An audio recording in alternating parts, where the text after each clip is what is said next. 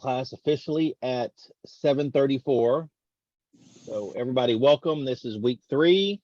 I know we didn't have class last week. I know there was issues with the video, but I made sure people got their points if everybody noticed.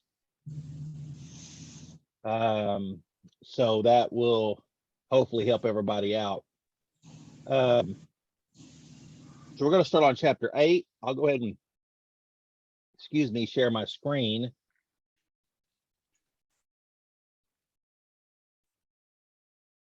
And this particular chapter is on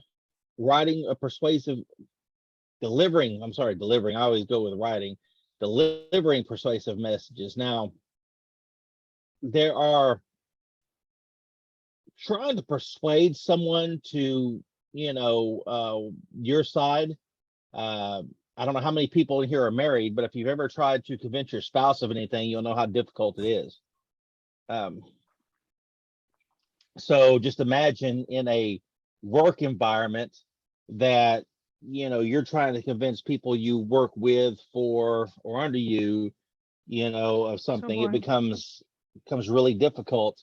And Janessa is here. And it becomes especially difficult if you're having to write it as well. Okay. So emails, have made the world a much easier place to do business in, but they're also they're easy to ignore, just like texts are. There's been so much of it that many people don't even read the full emails. And I won't point any fingers at any students, except all of y'all. Nobody reads all my emails.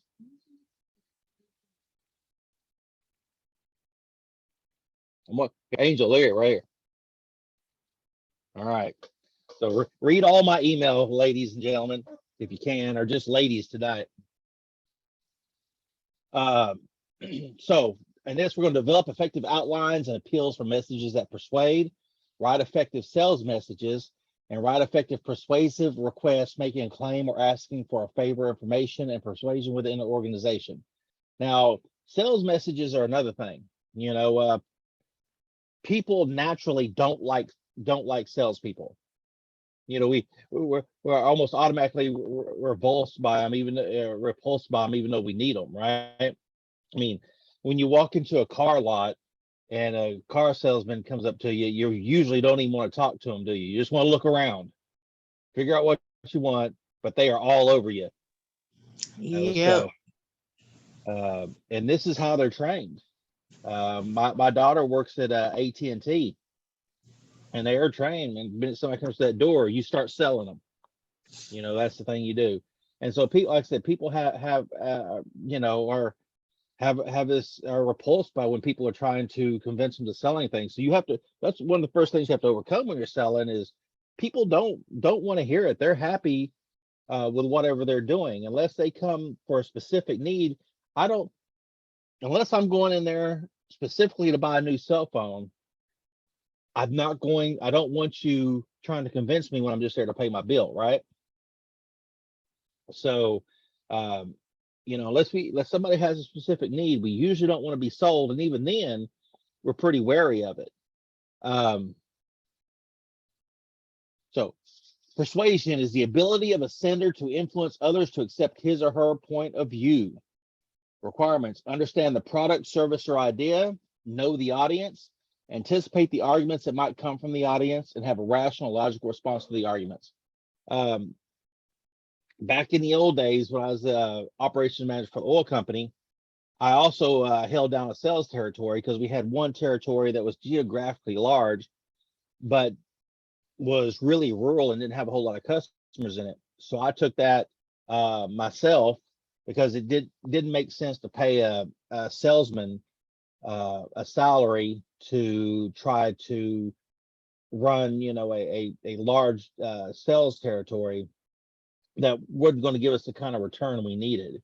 So I just integrated it, into my already schedule, and I got pretty good. We went to school.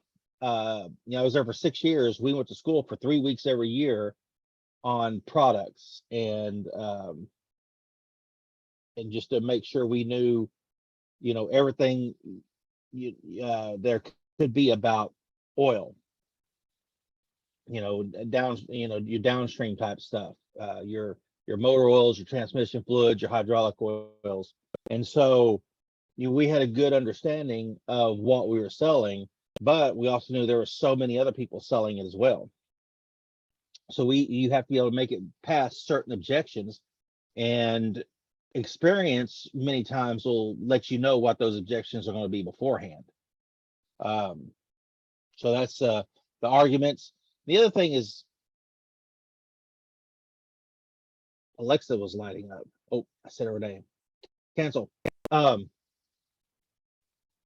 isn't she cute? And also know your audience. That's also the mistake people make, is there's a cookie cutter one size fits all, is what they try to use, and they don't understand who they're trying to persuade. And that will cause, walls to go up very quickly as well. And then rational logical response to arguments. Once again, if you've ever argued with a spouse or a significant other, rational logical responses don't always work. So plan before you write. Know the product, service, or idea by reading the available literature, using product and watching others use it, comparing the product, service, or idea with others, conducting tests and experiments, and soliciting reports from users. A part of this is, why should I buy from you, right? Janessa, what do you have? Why should I buy from you instead of buying from Lottie? What do you have that she doesn't have? Right? Well, part of it is knowledge of the product. Now, I will say, my company, we were really good at product knowledge. We were really, really, really good at it. That was one of those mainstays that if you were going to sell in our company, you had to know the products. And that many times put us one step above many of the other companies, because they just would throw a salesman out there and say, go sell, and that helps. And okay, identify people to whom persuasive message. English is hard tonight, ladies. Identify people to whom the persuasive message is directed, know their wants and needs, and identify the demographics. I'm going to have a different approach if the guy is wearing a suit and tie in the office, as opposed to the guy who is wearing the Centos uniform in the shop with his name sewed on, right? Okay. Or, I'm going to have a different approach if I'm trying to sell to a female as if I am to a male. Okay. And I will say, I was really good salesman, actually. I was really good, but I used to get my tail end kicked by female salesmen all the time. Women are just good at sales. There's a natural, I don't know what it is. And if I knew I was going up against a female salesman, I'd always have to bring my A game, because they were no joke. And so, this, I think, since we're reaching the point in society where, we're as egalitarian as you can be, these differences in talent become more apparent.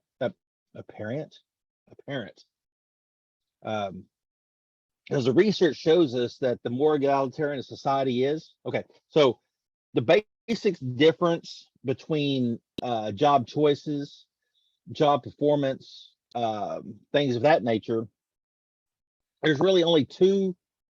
As far as job choices, there's really only two different measures, which is society. You either have a societal pressure or biology, right? And they find that the more egalitarian, the more you remove those societal pressures, the more biological effects take over. So we need to keep that in mind, that we're all built different, and part of that is based on gender. I think I was told, well, quite a few years ago that the biggest difference, or one of the biggest differences, is men care about more about things and women care more about people. And Janessa's looking at, well, yeah. And if you don't think that's right, uh, start a conversation with a man about his car or motorcycle. Yep. So, identify the desired action. Form a clear definition of the desired action before composing your message. Okay. So we have figured here, inductive outline used in persuasive messages sent in written, electronic, or spoken form. Okay, you got to get their attention, introduce the product, service, or idea and arouse interest in it, and create a desire by presenting convincing evidence of the value of the product, service, or idea, and encourage action. So we got attention, interest, desire, and action. Now, has anyone ever seen the movie Boiler Room? Yep. Yep. Great Yes, movie, by the sir. way. I mean, we're talking about Vin Diesel and Ben Affleck and who else is in it? I mean, yeah, when they were younger, and they're selling stocks, to people over the phone. And if you want to see some real sales acumen, something that really, really kind of highlights all the things we're talking about, watch that movie. Also, the Wolf of Wall Street is one as well. I like the Boiler Room a little better than Wolf of Wall Street, but and that's they're gaining people's attention. They're using interest. They're bringing desire. Somehow. You need to want what I have, and I need to make you want it. And how do I do that? Well, in those movies, they use questionable means to, but it's still the same, type of concept, which is this is what we want to do.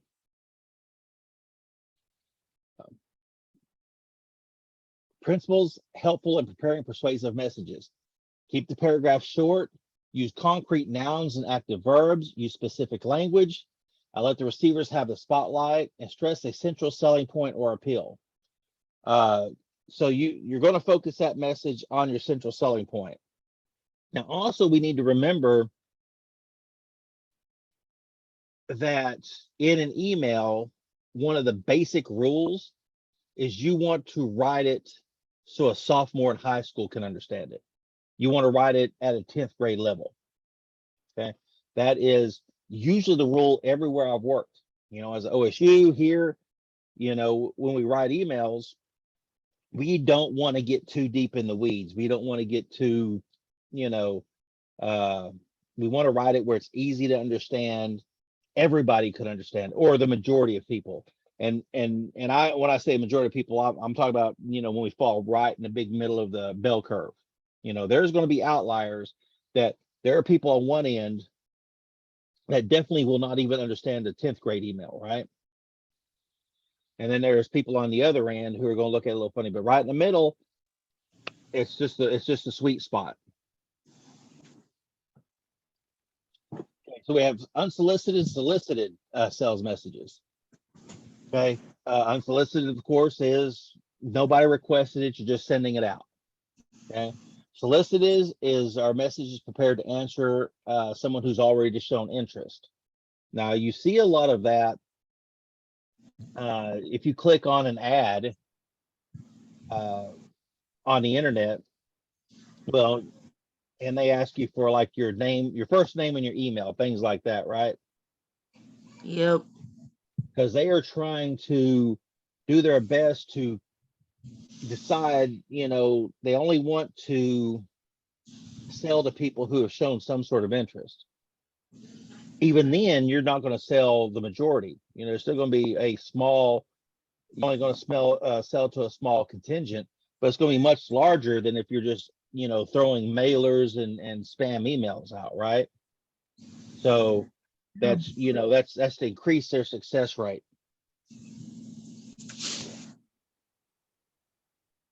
Okay, you want to gain attention. The attention getter should introduce a relationship between the receiver, the product, the service, or idea. Focus on your central selling feature and use an original approach. Now, one of the things, and I'll bring some old salesman stuff to this today, which is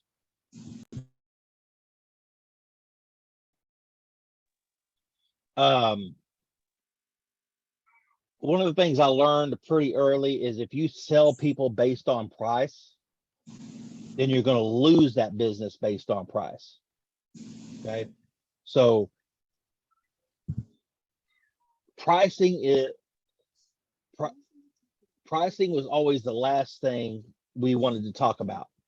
Okay. You always have talked about pricing, but that was the last thing I wanted to talk about our product, how great our service was, how all the programs that based around our service were great. Okay. The extra things that I could offer to you besides just a barrel of oil, right? I had programs based around that, and you can take that to any sort of industry. And then the final thing you want to deal with is price, because if you convince them up to that point, then you have a much better success rate. I remember my success rate after the first 10 calls was about 30%, which was really good. But that was years and years of experience, and my pitch, make sure my pitch was spot on every time, and that was years of tweaking that, knowing what to say, what not to say, and how to say it and how not to say it. We had one salesman, and he was a bold, brash guy. He was like the epitome of salesman. If you think of a salesman as a guy you thought about. And one of the funniest things I ever saw is the customers arguing with us about we were charging $5 more for a barrel of oil. Now we're talking about something that costs $400, right? But we're charging $5 more per barrel than anyone else. And I swear this guy pulled a $5 bill out of his wallet and threw it on the ground at him until I asked them if they were going to buy from him now. It was the funniest thing I ever seen. And believe it or not, he actually got the business doing that. Calling him on his BS. Oh yeah, maybe. But this is the kind of guy, I think he would do things like, buy, bulk stuff and then just go out and sell it and not come home till it was all gone, and then come back with a wad of money. He was just that kind of guy, and he enjoyed it. And it was. And she said, well, I bet their facial expressions were fine. It was hilarious. And I'm sitting there trying to keep a straight face. And, I'm over,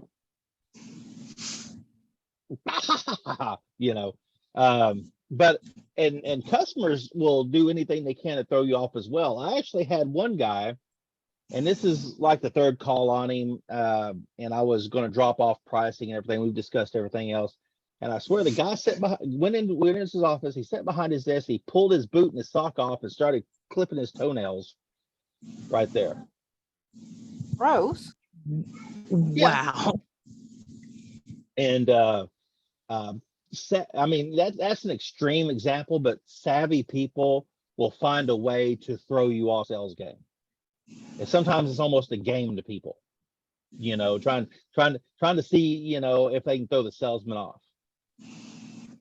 And so I think that was one of them. I did end up, convincing him though. I think he still buys oil from that company this day. Okay, you want to the interest. We talked about interest. Okay, effective introduction of the product, service, or idea requires it to be cohesive, action-oriented, and continue your central selling point. You're going to zoom in on that central selling point, and you're not going to come off of it. Okay. Other things may come up and you may be able to work around it, but you have to stay on point. And you'll notice that anybody who ever buys a car, those guys, they stay on point. And then they have a talent of, you come in, you tell them what you want, and they try to move you in the direction of what they already have there. Okay, so it's something, it's a little more complicated than it seems. Okay, you want to create desire. We talked about desire. Present and interpret factual evidence. Be objective. Testimonials, guarantees, and any enclosures, and subordinate the price. And that's basically what I was talking about. Is you don't want to be the price to be your main selling point. If you sell to someone based on price, you will down the road lose that customer based on price. Okay, and so and that happens many times in your retail type environments, right? And in retail, People will buy you, not your product. I right. find. Well, they always say, and I forgot about that. You're selling yourself in the end. Okay. Correct. That's what I've always found. I've done sales my whole life. I would rather not do sales. That's a tough life. That's also My daughter told me that I could sell a waitress back her own food. For her to learn about the product, then hit me with the price. Yep, Violet's right. But and pricing is going to be one of those things that will help them decide, but it should not be the main thing. And like I said, many times in retail, everything's based off price. If I can order something from Amazon and get it for much less than I can go to the Cricket store and get it, then why wouldn't I do that, right? Yeah. But but many times in a professional environment, you have to treat a little differently. And even these door-to-door salesmen, has anybody ever had a Kirby salesman come up to their house? Yep. And I wound up buying the Kirby. Oh, would you spend like the $1,800? Yeah, rough. That was my my Christmas present that year.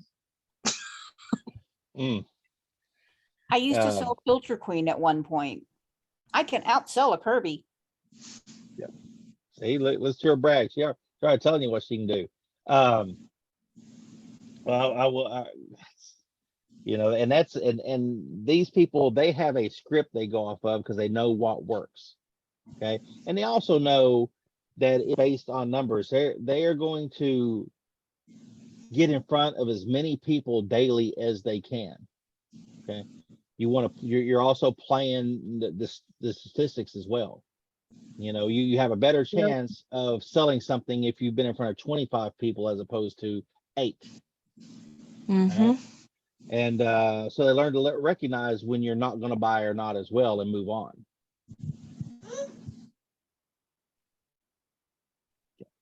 Motivation. Make the action clear and simple to complete. Restate the reward for taking action. Provide an incentive for quick action, and ask confidently for action. Now, once again, there's that double-edged sword. People are not always going to be convinced, with I can guarantee that price today, but tomorrow it may be different. That's one of those things that'll make me leave. I'll bounce on you in a minute when you start that, Yep.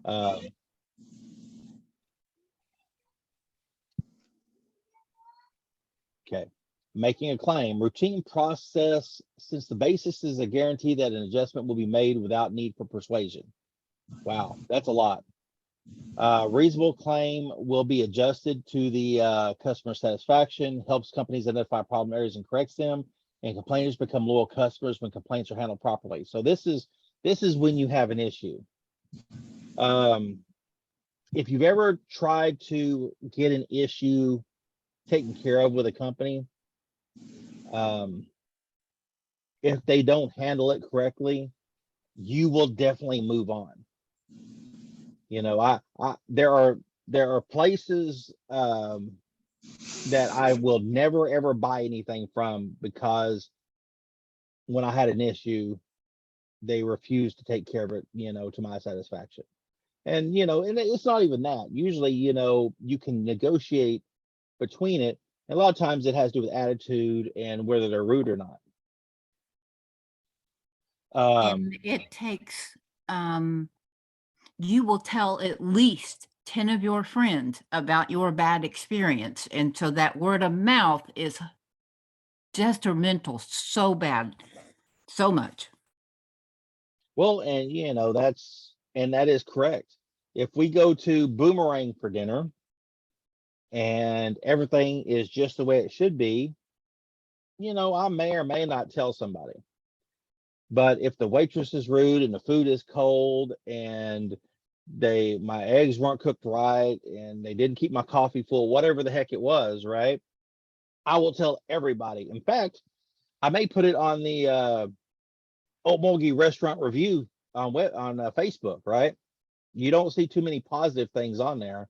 And with the social media now, you can put someone on blast really easily.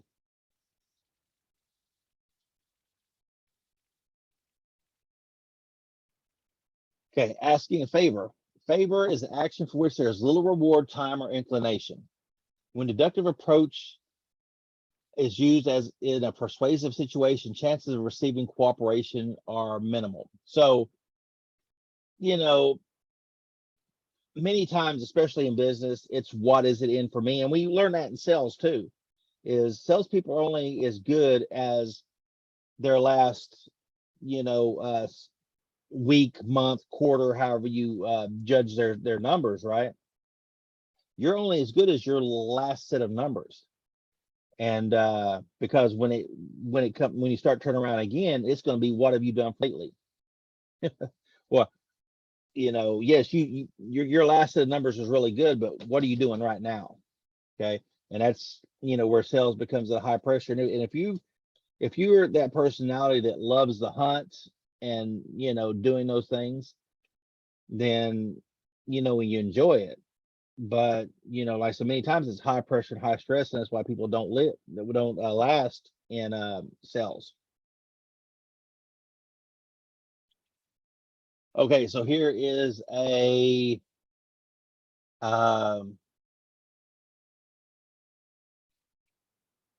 people are moving around here. Email for persuasive request asking for a favor, and you see where it opens with a reference to a meeting discussion and company goal. Presents a solution to the identified problem, builds interest by mentioning the benefits of the program, and alludes to the benefits and closes with a specific action to be taken. All right. And you see that's done by paragraph. The paragraphs are short, they're concise. And sometimes when you're writing, and you have to watch the tone of your writing. It's really easy to sound schmarmy or condescending, or when you don't really mean to. So you have to be really careful with the writing, because people aren't looking at you. They're not hearing the tone of your voice. They're not seeing the look on your face. So you have to be really, really good at this. And the other thing I tell people too is, if you really want to turn someone off, write a bad email. Make spelling mistakes, make grammar mistakes, make the punctuation sloppy. That'll turn people off too. So besides having the right tone and addressing all these things, you have to do it without these big glaring mistakes. And one of the ones that always get me is there, and there, right? We have to know, you got to know the difference between there, and there. And if I get something from someone, well, she writes how she talks. Many people do.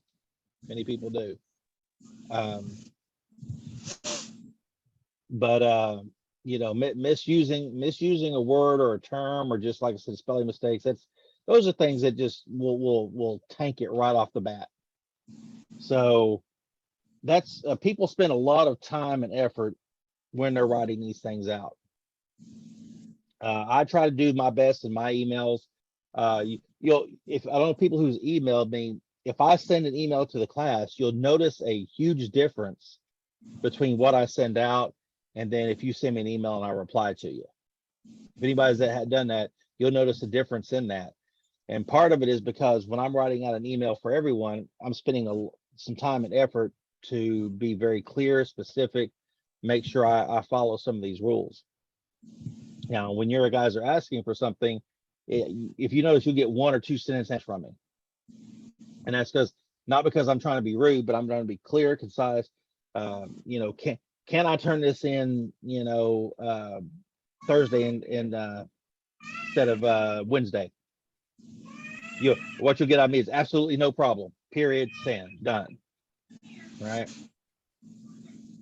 Okay. Requesting information.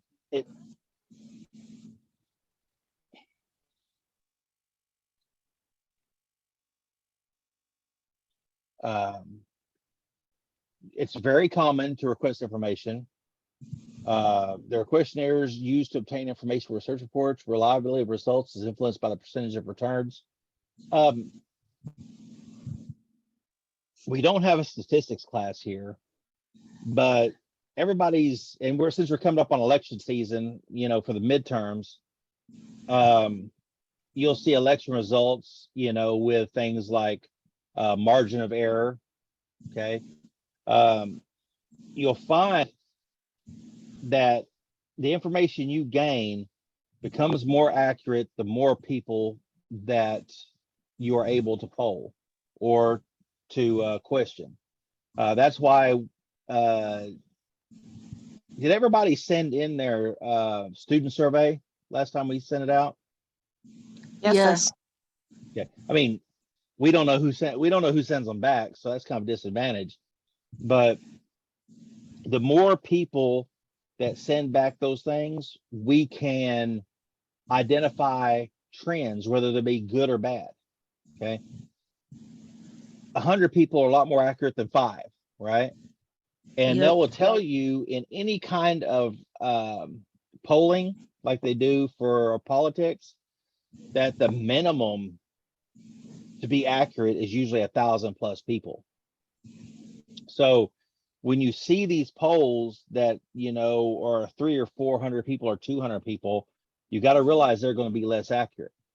And the margin of error, which is a mathematical calculation, is going to be larger. Also, they conduct those polls normally by telephone. And the only people that have landlines anymore, for the most part, are the elderly who do vote, but when they say it's like a conservative bent, well, consider who you polled. Right. And sometimes those polls, when they poll people, they poll a certain segment of the population to get a predetermined answer in order to influence the outcome. That's also done as well. So, This is true. and it's also how, and we're getting kind of into the polling aspect, but that's also how the questions are asked, right? Mm-hmm. Let's look at, something very recently, which is the Roe versus Wade decision, right? When the questions are asked a certain way, you get a certain percentage of people who support Roe versus Wade. When the questions are asked another way, then the statistics on that completely flop. It depends on what questions are asked and how they're asked. And many times you'll find when you're questioning or polling, if you're asking 100 questions, you're really only asking about 10. Okay. And so the same question is asked in many different ways from many different directions. And just like some of those personality tests, anyone ever taken a personality test to get a job? Oh, yeah. Yes. You notice how they They're really, there may be 100 questions, but there's really only about 10 questions. That's based on honesty, integrity, things of that nature. And how many different ways can I ask you if it's okay to steal, right? Yeah. So once again, you'll find that, you're asking a lot fewer questions than you really think you are. Some of the weaknesses are asking for action too quickly and providing no incentive for action. And it's necessary to make the benefits evident. If there's no benefit to me, then why am I going to participate, right? Mm-hmm. If I'm not getting something in return, unless I am just, the most kindest, giving person in the world, I'm probably not going to be interested. But look at me, I'm a sucker. Anybody can tell me anything, and I believe them half the time. I depend on my wife. She's the judge of character. I believe everything everybody tells me, which means everybody in this room is gonna be like, well, really? I'm gonna tell him this, But so my wife is the judge of character. She tells me when I need to be wary because, after 5 decades on a planet, I'm still naive in certain ways. You see, organizations handle daily operations of business via email. Okay, everybody has email. My mother, who just turned 71 last Friday, and if I was a little slow in replying this weekend to anybody, be aware that I was in the sticks in Missouri, where good internet and good cell signal is the exception and not the rule. Oh, my mom lives way out in the boonies in a bowl. I usually have to go outside on the front porch and hold my phone in the left hand and take my right hand with only 2 fingers pointing in a northwesterly direction while hopping around on 1 foot to get a cell signal. So, but everybody has email. Even my 71-year-old mother, sends me emails all the time. Okay. Okay, when you want to persuade within an organization, it involves persuasive messages written to motivate employees to accept the change. Where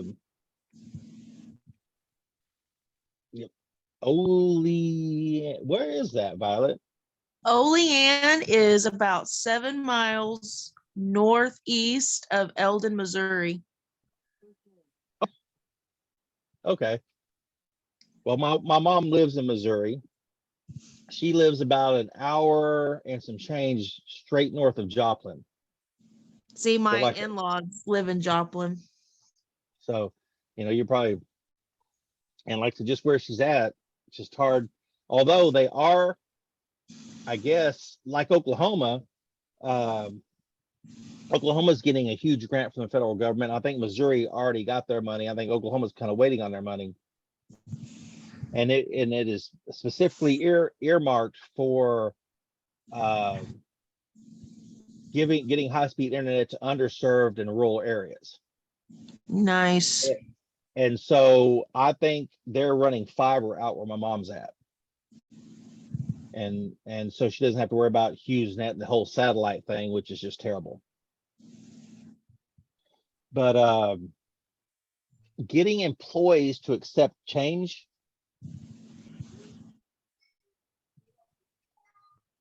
is really, really, really difficult.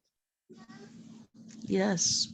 If you've ever worked any place where somebody's has told you, well, that's just the way we've always done it. Yeah. I worked at a call center for 2 years, and when I got hired on, they were implementing a new system, and I was trained under somebody who knew nothing about the new system, and it was horrible. Yep. Change is always difficult. I think we don't, as human beings, we don't really like to change anyway. We like the status quo, even if it's not even, the status quo isn't always positive, but it's known. Okay. Yeah.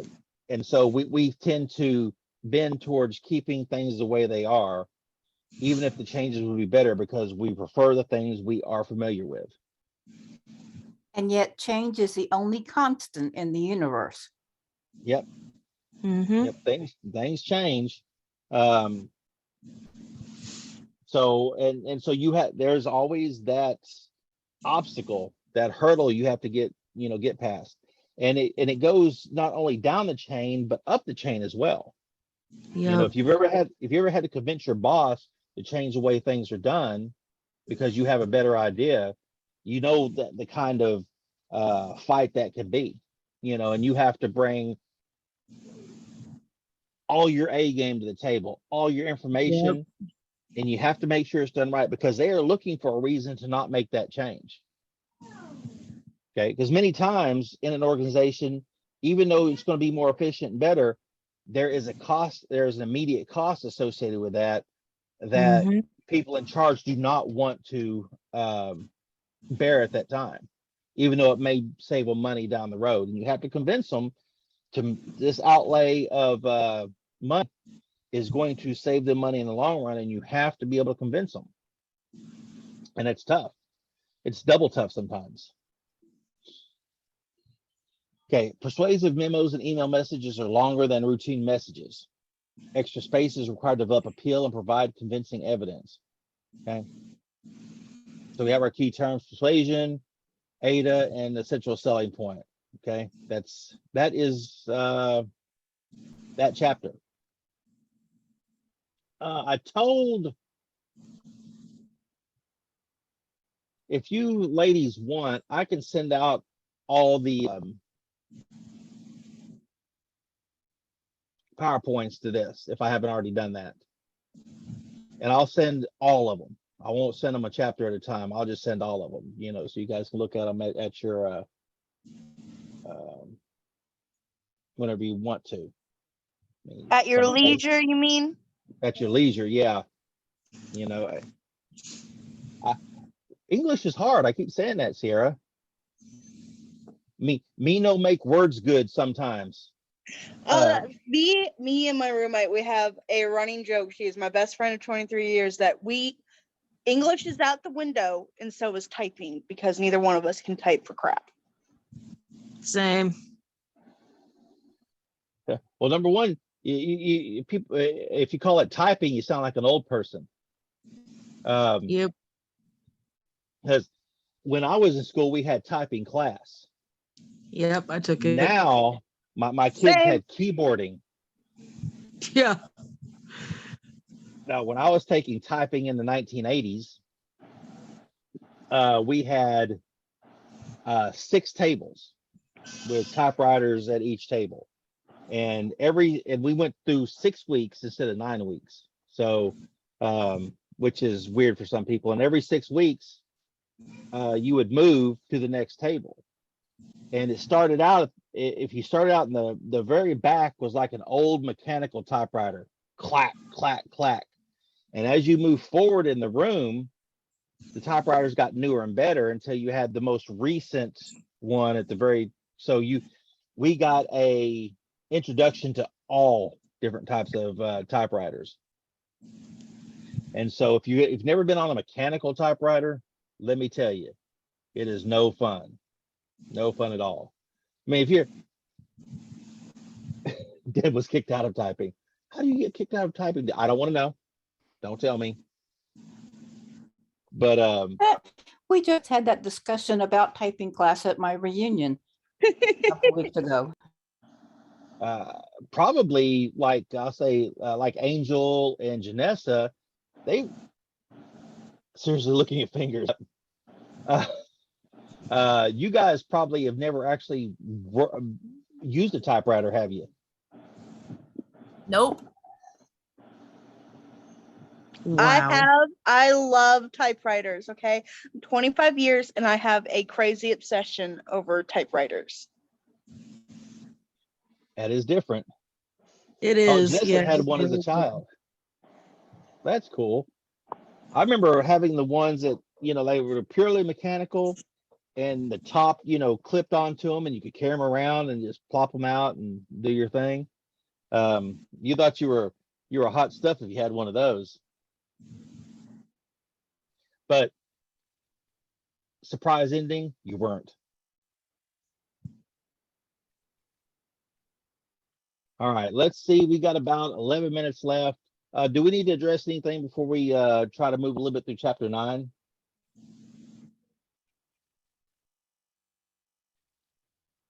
Dad, your dad is a newspaperman, really? Like back in the old days? Because even things like journalism has completely changed over my lifetime. Yep.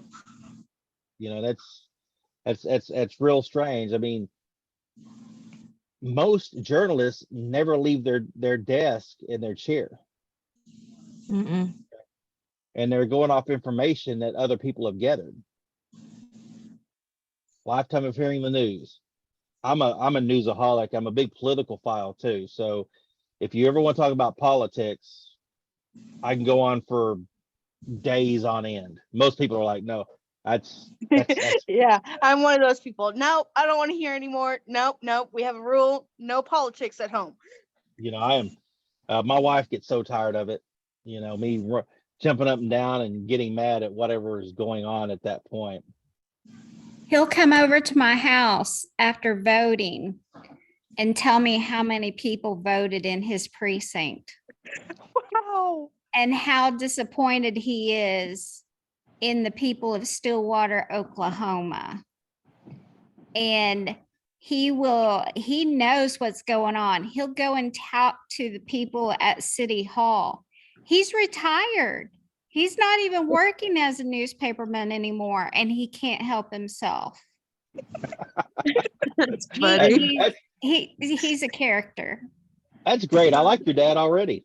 No, Yeah. mine is obsessed with conspiracy theories. She will talk nonstop about conspiracy theories, and half of them make sense. So it's really weird. You got to watch a conspiracy because I will fall into a YouTube hole of conspiracy theories. I had to there was a time a few years ago I had to pry myself away from 9/11 conspiracy theories. Oh, I good had to Lord, do they that to sure her abound. last year. It was rough. It was rough, ladies. It was rough. You know, I mean, it took all I could to have some sort of logical thinking of, you know, what actually happened. And there's always a convincing argument. And me as an engineer, you know, some of the arguments do make sense, but you really, really, really have to, you know, just take all that with a grain of salt. And you know, so, and I've done the whole thing, you know, the Illuminati. Boy, that's a big hole. That was a big hole. Or the what's the other one? The Scientology is what my wife has said. Scientology. Ooh. Okay, ever watched remember the TV show King of Queens? No. Remember okay, if you the woman that played the wife, she was raised in Scientology and didn't leave until she was a grown-up, and the stories, you know, she made a big deal out of leaving, and she did all the talk shows. She actually had a TV show and some stuff talking about Scientology. I don't remember her name. Leah Remini. Yeah. And That she is was fascinating. Mm-hmm. Some of the stories that came out of that TV show, I watched it all.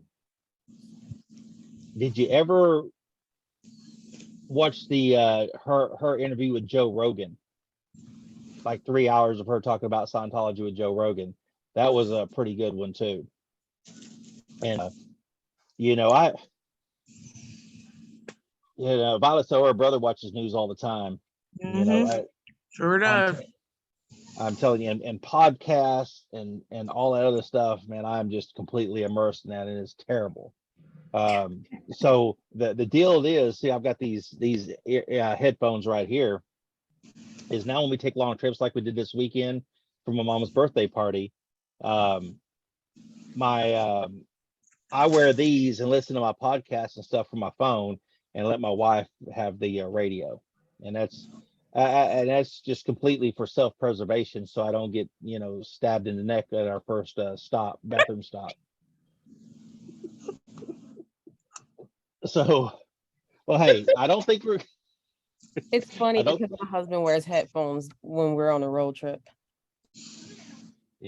plus our musical tastes have veered off over the years, and she's kind of went one direction. We're in the same generation, but she's kind of went one direction, I went the other.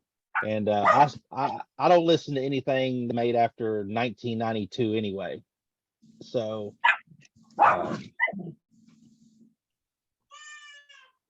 You got my wife over here going, yes. hey, if it's a hair band or a grunge band or a heavy metal band, because I was at Rocklahoma all the weekend before. So if I was slow that weekend answering, that's because I was in the middle of let's see, we're probably not even gonna get to this chapter because we only got 5 minutes left, but I got to see Megadeth and Korn and Five Finger Death Punch and Evanescence. And so yeah. She's I'm over here all jealous. jealous. We really wanted to go, but we weren't able to this year. So she's all I've jealous. never been. Well, this is the first year I actually had to go as a regular person, so it was kind of an experience for me. For years and years, my best friend from the Army, he was a roadie, and he was one of the guys that set up the number 2 stage at Rocklahoma. And so we would go in the back way and park, and he would get us badges from his company, and so we just had free reign of the place. And Nice. oh yeah, it was nice, but COVID hit. He had to find a job that wasn't concert related because concerts weren't a thing for a while. So we don't have that advantage anymore. But I would really love to go see Godsmack sometime. They're one of my favorites. I've never seen Godsmack. I've seen Cheap Trick, Motley Crue, seen Poison I don't know how many times. Yes. And my favorite band of all time, Cinderella. Nobody knows who that is, but one of the greatest bands. Okay, one of the greatest bands ever made from the 80s. Guns N' Roses. Oh, I've seen Guns N' Roses. I actually saw Guns N' Roses in the Use Your Illusion tour in '92, and Skid Row opened for them. Oh, yeah. nice. Sebastian Bach, baby. I love Guns N' Roses. So that was one of the great concerts because Axl Rose being the kind of D-bag he is, he they didn't start the concert until an hour and a half late, but to make up for it, they played a 3-hour set. Nice. So that was pretty good. But anyway, so since we're not going to make this anyway, because you guys got me sidetracked, you ladies got me sidetracked, which is not hard to do. Does anyone have any questions, concerns? If you need to wait for a little while and you want to catch me after because you just want to talk something, you don't want everybody else to know, I'll be here. If not, I appreciate y'all ladies showing up. And if you're behind, let's work on getting you caught up. If you need my help with anything, let me know. Yeah, I didn't name any names. Sure. No, because it's easy to get behind. True. It is easy to get behind. So class is officially over, and I am going to stop the recording. But if you need me for anything, just hang around.